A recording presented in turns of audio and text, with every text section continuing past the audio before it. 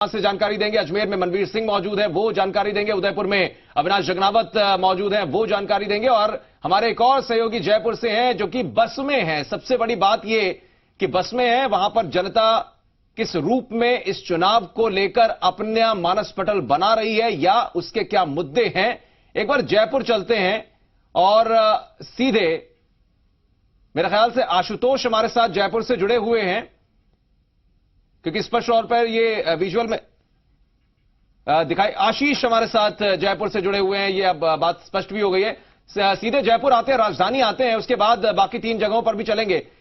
आशीष, क्या कुछ तैयारियां जनता ने की हुई हैं, क्योंकि 29 को पहला और 6 मई को दूसरा चरण है, वोट इनको ही करना है, मुद्दे इनके ही हैं।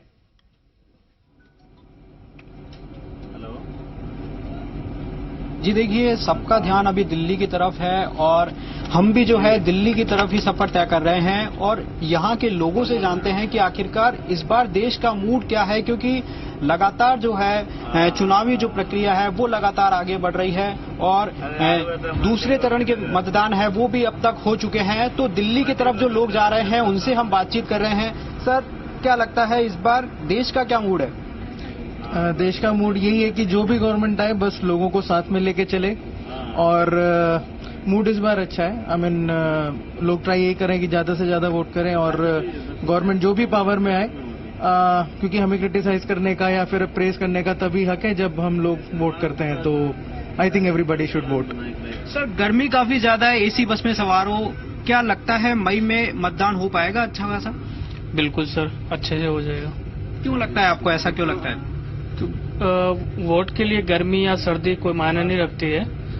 देश के लिए वोट करना इम्पोर्टेंट है, तो इसमें गर्मी और सर्दी कहीं आड़ नहीं आएगी। गर्मी कोई मायने नहीं रखती है। और भी कुछ लोग हमारे साथ हैं। सर, क्या लगता है किन मुद्दों को लेकर आप चुनाव वोट देंगे? जनता इतने जो काम करे सरकार सबको पता है जी। बिल्कुल आशीष, एक सवाल जरूर करिए, चूंकि जनता के बीच में है। आपने कहा कि ये दिल्ली की तरफ जा रही बस है जिस पर तमाम सवार लोग हैं जो जयपुर से दिल्ली की तरफ जा रहे हैं। जब फेडरल स्ट्रक्चर की हम बात करते हैं तो हम देखते हैं केंद्र और राज्य के बीच की दूरी क्या कम हुई है या बढ़ी है? क्योंकि अगर दूरी बढ़ती है तो जनता से जुड़े हुए मुद्दों पर काम नहीं होता, दूरी कम होती है तो इसका मतलब विकास भी हो रहा है, काम भी हो रहा है। जरा यहाँ पर राय लीजिए, पिछले 10 सालों में क्या लगता है कि जयपुर और दिल्ली के बीच की दूरी कम हुई है सियासी रूप से? बिल्कुल हम बातचीत करेंगे। सर, आप दिल्ली की तरफ सफर तय कर रहे हैं, क्या लगता है सर आपको? देखिए, कुछ लोग हैं यहाँ पर, वो रेस्ट कर रहे हैं, रेस्ट के मूड में हैं और भी हम बातचीत करेंगे। मैम, क्या लगता है दिल्ली की तरफ सफर आप तय कर रहे हैं, क्या लगता है सियासी रूप में राज्य, केंद्र और राज्य के बीच में जो दूरियां हैं वो लगातार कम होती दिखाई दे रही है आपको? हाँ, अभी मोदी सरकार तब से आई है, काफी चेंज आ गया है और काफ़ी चीज़ें बेटर हो गई है। As we know that corruption काफ़ी कम हो गया है और हर चीज़ में करप्शन काफ़ी कम हुआ है। और आप पहले देख सकते थे कि इतना इजी नहीं होता था, सब चीज़ें ऑनलाइन होने के बाद बहुत इजी हो गया है आम जनता के लिए भी। क्या लगता है, महिला सुरक्षा की हम बात करते हैं, आप सफर तय कर रहे हैं, क्या लगता है मोदी सरकार में महिलाओं को सुरक्षा मिल पा रही है? हाँ, मिल पा रही है। मोदी काफी कुछ कर रहे हैं महिलाओं के लिए, उनकी राइट्स के अकॉर्डिंग सारे राइट्स दिए जा रहे हैं महिलाओं को और काफी इंडिपेंडेंट भी हो चुकी है वुमेन आज की डेट में। इस बार क्या लगता है, क्या मूड है देश का? तो मोदी सरकार ही जीतेगी इस बार भी। चलिए, बिल्कुल ये मूड है। ठीक है, जो लोग हैं वो अपनी अपनी राय दे रहे हैं और भी हमारे साथ यहाँ पर लोग मौजूद हैं। सर, क्या लगता है इस बार जो जवान है वो लगातार नेताओं की फिसलती जा रही है? आपने कई चुनाव देखे होंगे देश में, क्या इससे पहले भी इस तरह से नेताओं की जवान फिसलती नजर आ रही थी? इस बार सबसे ज्यादा फिसल रही है। इस बार जो है मतलब सारी सीमाएं तोड़ रही है और जवान तो सबसे ज्यादा फिसल रही है। इससे पहले, आज तक पहले कभी ऐसा हुआ था चुनाव में? नहीं हुआ पहले। चले, ठीक है। सियासी शिष्टाचार की बात आप कर रहे हैं, उनका कहना है कि अब थोड़ा बदजुबानी ज्यादा होती है, इस बार के चुनाव में ज्यादा दिखाई पड़ रही इस तरीके की स्थितियां। आशीष, आएंगे आपके पास, सफर कर रहे हैं, तमाम लोग रेस्ट भी कर रहे हैं बस में। आपने कहा कि एसी बस विकास के पथ पर बढ़ती हुई चली जा रहे हैं चीजें और देश भी आगे बढ़ रहा है, एसी बस में लोग सफर कर रहे हैं और एक अपनी राय भी रखने की कोशिश कर रहे हैं। लेकिन बीकानेर, अजमेर और उदयपुर का क्या हाल है? सीधे उदयपुर आते हैं पहले। अविनाश, आपके पास क्या कुछ उदयपुर ने सोचा है? अब चूंकि धीरे धीरे दिन कम होते जा रहे हैं, 10 दिन का वक्त और कहा जा सकता है मोटे तौर पर बचा है पहले चरण के लिए।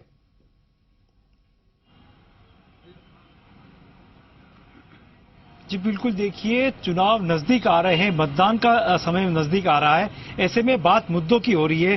तो हम सीधा मैं जनता से जुड़ूंगा। वैसे ये बताएं कि चुनाव है, राष्ट्रीय मुद्दे उठ रहे, तो उदयपुर के लोकल इशू जो है, उदयपुर की जो लोकल समस्या है, वो इन चुनाव में कितना अपना असर दिखा पा रही है? बिल्कुल वास्तव सही है कि राष्ट्रीय जरूरी है, लेकिन इसके पीछे जो हमारे स्थानीय मुद्दे हैं वो सारे खत्म होते जा रहे हैं। चाहे हमारे इंटरनेशनल एयरपोर्ट हो, चाहे हमारा IIM वाला जो विषय है, अभी तक वो जहाँ का था तस पड़ा है, चाहे ब्रॉडगेज लाइन है, वो भी मंथर गति से चल रही है। तो कहीं न कहीं तो स्थानीय मुद्दे भी तो बहुत आवश्यक है ना, तो ही तो जनता वोट दे पाएगी। तो ये इस तरह के तमाम जो मुद्दे हैं, ये क्या वोटिंग के ऊपर असर डालेंगे कि भाई जो पार्टी इनको ज्यादा अच्छे से उठाएगी उसको ज्यादा वोट मिलेंगे? और बिल्कुल सही है। देखो, जो अभी आज वर्तमान में जो निष्पक्ष बिल्कुल जो काम कर रहे हैं, देश के हित के लिए जो काम कर रहे हैं, और जो भी भली बात जनता जो जान रही है कि वो अभी जो वर्तमान में जो किसको पसंद करते हैं, किसको नहीं पसंद। आप खुद पसंद कर रहे हैं मोदी जी को, मैं भी पसंद कर रहा हूँ। उसमें काम जो देश के लिए जो विकास हुआ है उसको गिनाने की कोई जरूरत नहीं है। जनता सब सारी जानती है कि क्या हो रहा है, क्या नहीं हो रहा देश के लिए, और बिल्कुल 300 के पार बिल्कुल हमारी जो सीटें बीजेपी की बिल्कुल। लेकिन जो इशू जो है, बात इशू के ऊपर हो रही है, आपको क्या लगता है ये चुनाव लोकल इशू मायने रखेंगे क्या इस पे? निश्चित रूप से लोकल इश्यू हैं, समस्याएं भी है। ऐसा नहीं है कि सारी समस्याएं खत्म हो गई है। जिस प्रकार से एयरपोर्ट का मामला है, ब्रॉडगेज का मामला है, उदयपुर टूरिज्म की दृष्टि से भी बहुत महत्वपूर्ण है। टूरिस्ट के लिए भी कोई बड़ा पैकेज आज तक नहीं आया है, लेकिन हम आशा करते हैं कि हमारे जो सांसद पूर्व में थे, अभी जो दोनों सांसद के जो प्रत्याशी हैं, हम इन समस्याओं को उनके सामने रखते हुए वोट करेंगे कि वो हमारी यहाँ लोकल समस्याओं को ध्यान रखे। यहाँ पर रोजगार उसी से सर्जित होगा, अंतर्राष्ट्रीय लेवल पे उदयपुर के मानचित्र पर है, और उसमें अगर हमारी लोकल समस्या को नहीं ध्यान में रखा गया तो राष्ट्रीय मुद्दों के साथ साथ में इस मुद्दों का भी जनता ध्यान रखते हुए वोट करेगी। और निश्चित रूप से राष्ट्रीय मुद्दों के साथ लोकल इश्यू भी ध्यान में रखेंगे। लेकिन युवा क्या सोचता है, युवा के लिए कौन से मुद्दे ज्यादा प्रभावी है? अभी इस इलेक्शन में मेरे को जहाँ तक ऐसा लगता है कि स्थानीय मुद्दे तो दरकिनार कर दिए गए हैं, और एक जो लेवल है धार्मिक लेवल, इस इलेक्शन में धार्मिक लेवल को रंग दिया जा रहा है। उसके अलावा क्या देश प्रेम को भी इससे जोड़ा जा रहा है। क्या एक तरफ बिल्कुल स्थानीय मुद्दों को तो बिल्कुल दरकिनार कर क्या सिर्फ मोदी वर्सेस राहुल के ऊपर ये इलेक्शन किया जा रहा है। क्या लोकल सांसद ने कितना काम किया, कितना विकास किया, उसको इस बार ना तो बखान किया जा रहा है, ना बताया जा रहा है किसी भी लेवल पर। क्या बहुत सारी प्रॉब्लम्स यहाँ उदयपुर में भी है, लेकिन सब दरकिनार कर दी गई है। मोदी वर्सेस राहुल है, तो इसका लोकल इशू कैसे आप कैसे देखते हैं? सर लोकल इश्यूज तो क्या है, लोकल इशू जैसा कि सब बता ही रहे हैं कि लोकल इशू तो है ही से। उनके अलावा अगर जैसे भाई साहब ने बोला है कि देश प्रेम की बात, तो हर एक व्यक्ति यही सोचना चाहता है कि जो पहले जो लोग थे वो लोग सीमित थे अपने क्षेत्र तक, अपनी सोच तक, अपने एरिया तक। अब उनको सोचने का मौका मिला है कि देशव्यापी क्या सोच सकते हैं वो। देश के बारे में राष्ट्र हित सर्वोपरि, राष्ट्र हित के मुद्दों को लेकर जनता कहीं ना कहीं ये सोच चुकी है। अविनाश, जनता के कहीं ना कहीं इस तरफ सोच रही है कि लोकल मुद्दे तो हम लोग हमेशा डिस्कस करते हैं, लेकिन राष्ट्र हित की बात जहां तक बात है, वैश्विक स्तर पर देश की क्या छवि बने, एक मजबूत सरकार केंद्र में बैठे, उसको लेकर ये रायशुमारी कहीं ना कहीं जनता की दिखाई पड़ रही है। और जिनसे आपने सबसे पहले बात की, जो जनता के बीच में मौजूद थे, उनका फेस भी बड़ा रिजेंबल कर रहा था साउथ के सुपरस्टार रजनीकांत से। उनसे कहिए कि वो थोड़ा सा रिजेंबल करते हैं, इसका भी फायदा वो उठा सकते हैं। लोगों के बीच में पहुंचेंगे तो एक अलग तरीके से उनकी छवि बनेगी। लेकिन अजमेर का रुख करते, मनवीर वहां पर मौजूद हैं। मनवीर, क्या कह रहा है अजमेर?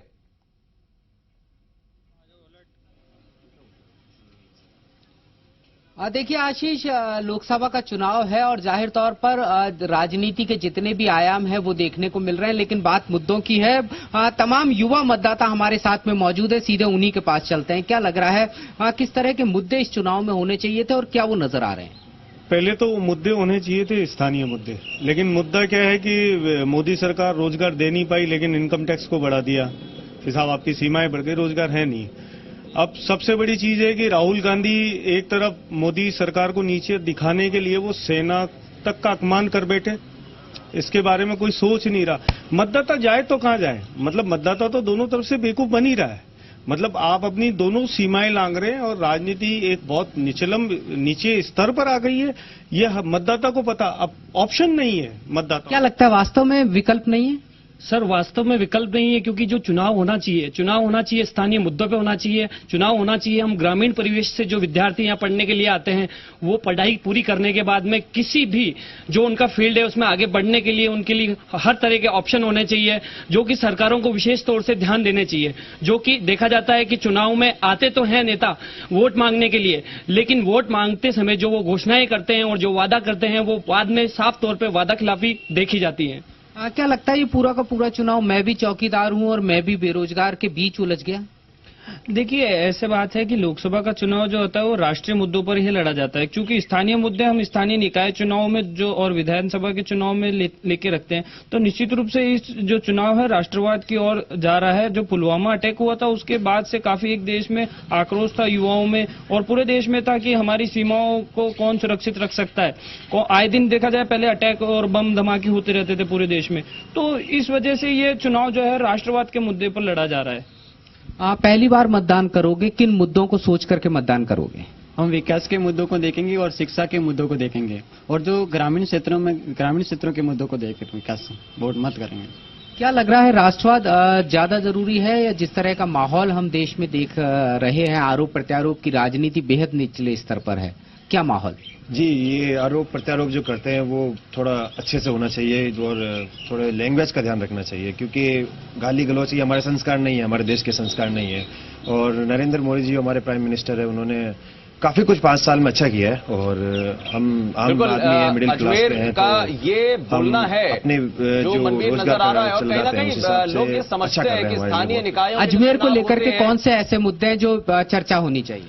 अजमेर के लोकल मुद्दों पर चर्चा पानी को लेकर होनी चाहिए और सबसे महत्वपूर्ण है सड़क। ठीक है, महत्वपूर्ण है पानी और सड़क, लेकिन एक ये भी विडंबना देखिए, हम 70 साल के हिंदुस्तान की बात करते हैं लेकिन आज भी सड़क, स्वास्थ्य, शिक्षा के नाम पर ही वोट मांगे जाते हैं। आज भी हम कहते हैं साहब उसमें हम परिवर्तन कर देंगे, हम आपके घर तक सड़क पहुंचा देंगे, बिजली दे देंगे, पानी दे देंगे, लेकिन बिजली, पानी और सड़क 70 साल में नहीं दे पाई। ये भी बड़ा हास्यास्पद लगता है। लेकिन राष्ट्रीय स्तर के चूंकि मुद्दे होते हैं लोकसभा के चुनाव में, क्या रिसर्च हो रही है, बड़े बड़े वैज्ञानिक रिसर्च क्या हिंदुस्तान कर रहा है, शिक्षा में हम कितने बड़े बड़े रिसर्च कर रहे हैं, क्या परिवर्तन कर रहे हैं, मेडिसिन के क्षेत्र में हम क्या कर रहे हैं, रोजगार के लिए बड़े बड़े अवसर कैसे दे रहे हैं, बहुत से मुद्दे ये भी हैं। लेकिन कोटा का रुख करते हैं और हिमांशु मित्तल झालावाड़ से हमारे साथ इस वक्त जुड़ गए हैं। हिमांशु, आज तो रैली भी है, चुनाव प्रचार भी है, लेकिन जनता क्या कह रही है?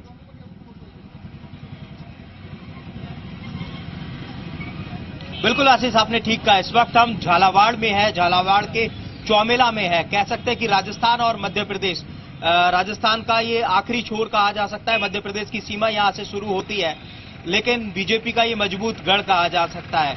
और वसुंधरा राजे आज खुद यहां पर चुनाव प्रचार के लिए आने वाली हैं। झालावाड़ में उनकी 4 जनसभाएं हैं, लेकिन जनता हमारे साथ में है। देख सकते हैं आप कि झालावाड़ जिले की चौमेला की जो जनता है वो यहाँ पर है, लेकिन इनका नजरिया क्या है, इनके बीच में जो मुद्दे हैं वो क्या है और विकास को लेकर के ये क्या सोचते हैं, उस पर चर्चा जरूरी है। सर, झालावाड़ की बात करें, चौमेला की बात करें, मुद्दे यहाँ पर स्थानीय क्या है, डेवलपमेंट कहाँ पर है? डेवलपमेंट तो वसुंधरा राजे सिंधिया जी की वजह से पूरे झालावाड़ में है। महारानी साहब 89 से यहाँ पर आई हैं, उसके पहले यहाँ पर कुछ भी नहीं था। आज यहाँ पर हर चीज है। झालावाड़ में हवाई अड्डा भी है, हमारे चौमेला में कॉलेज भी है, ओवरब्रिज भी बन रहा है, हर सुविधा है हमारे। मोटे तौर पर यहाँ की जरूरतें क्या क्या है? यहाँ पर ये पूरा क्षेत्र किसानों का है और जिस तरीके से कांग्रेस ने यहाँ पर वादा खिलाफी करी है और केंद्र ने जिस तरीके से किसान सम्मान निधि का पैसा मांगा था, लिस्टें मांगी थी और कांग्रेस ने वो लिस्टें दी नहीं, तो यहाँ का किसान हर एक कांग्रेस से नाराज है और हर किसान और हर आम नागरिक चाहता है कि हम राष्ट्रीय हित में वोट करें और देश की सुरक्षा के हित में वोट करें और निश्चित ही यहाँ का हर नागरिक मोदी जी को वोट देगा। यहाँ का जो संतरा है वो बहुत फेमस है, विदेशों तक यहाँ का जो संतरा है वो अपना जो स्वाद है विदेशों तक उसका मशहूर है। तो फिलहाल संतरे की जो आवक है वो कैसी चल रही है? संतरे की आवक तो अभी फसल खराब हो गई है, उनको बहुत अच्छा आता था पहले, अब भवानी मंडी का ज्यादा हो गया। हिमांशु, एक सवाल और कर लीजिए।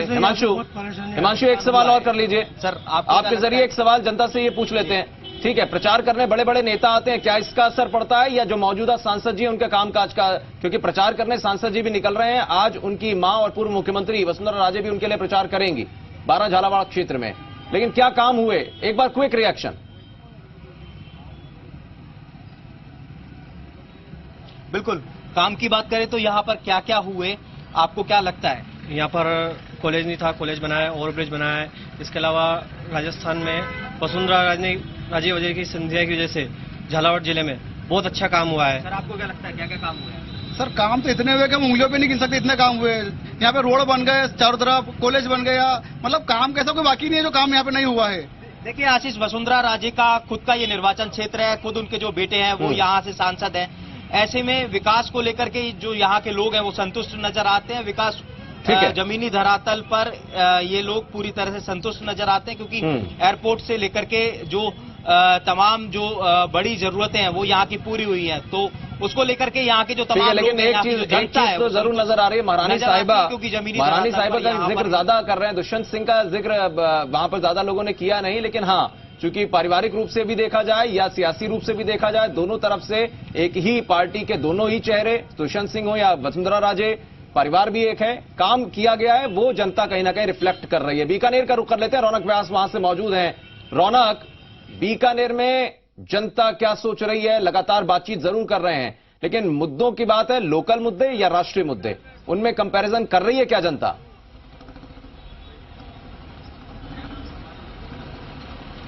जी बिल्कुल आशीष, देखिए जनता के बीच है और जनता ही जनार्दन, यानी जनता अपनी सरकार चुनने जा रही है और कहीं ना कहीं उनकी राय और क्या मुद्दे हैं उन पर बात करना बहुत महत्वपूर्ण हो जाता है। यहाँ पर जनता मेरे साथ मौजूद है, उनसे मैं जान लेता हूँ एक एक कर। सर क्या लगता है इस बार क्या मुद्दे हैं बीकानेर के? लोकल देश का सबसे बड़ा चुनाव है, क्या कहेंगे? देखो मुद्दा एक ही है, विकास का मुद्दा और राष्ट्रीय सुरक्षा का मुद्दा। इन बातों पर ही देश का चुनाव होने वाला है और भारत की जनता है वो जानती है किस सरकारों ने कितना विकास किया है। स्थानीय मुद्दे गौण है इस वक्त, एक राष्ट्रीय मुद्दा सबसे तेज और विकास का मुद्दा, जो विकास की बात करेगा वोट उसी को मिलेगा। आप बताइए किस तरह से देखते हैं? सर मोदी जी के लिए देश में, पूरे देश में जुनून भरा हुआ है, क्योंकि उन्होंने राष्ट्रीय सुरक्षा जो की है वो किसी से छुपी भी नहीं है। तो इस चुनाव में हम राष्ट्रीय मुद्दा, राष्ट्रीय सुरक्षा सर्वोपरि रहेगा। नहीं, लोकल मुद्दे भी, यहाँ की कुछ समस्याएं होंगी जिनको देखकर आप लोग वोट देंगे, या क्या किस तरह के मुद्दे लगते हैं? सर अब मोदी जी को तो ये नहीं कह सकते सड़क बनाओ, नाली बनाओ, ये यहाँ के एमएलए पार्षद उनका काम है, नगर निगम के जो है उनका काम है।